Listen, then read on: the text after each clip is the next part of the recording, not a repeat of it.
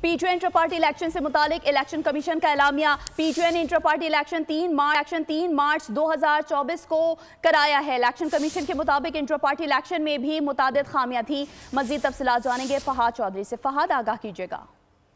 जी देखिए, election commission के एलामिया में कहा गया है कि पीटीआई ने हालिया इंट्रा पार्टी इंतखाबात 3 मार्च को करवाए। इस इंट्रा पार्टी इलेक्शन में भी मुतादिद खामियां थी, लिहाजा इलेक्शन कमीशन ने इसको 23 अप्रैल को नोटिस भेजा।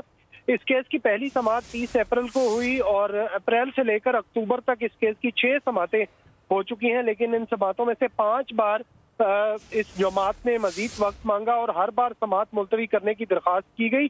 और इसके अलावा ये भी कहा गया है कि 2 अक्टूबर की समाअत में भी एडजर्नमेंट मांगी गई। इलेक्शन कमीशन इस मामले में मुसलसल लचक का मुजाहिरा कर रहा है और पीटीआई को कई मौके फराहम किए गए हैं कि वो अपने आईनी तकाजे पूरे करे। इलेक्शन कमीशन का कहना है कि ताहम इस सुस्त रवि और ताखीर की तमाम तर जिम्मेदारी मुतालिका पार्टी पर आयद होती है।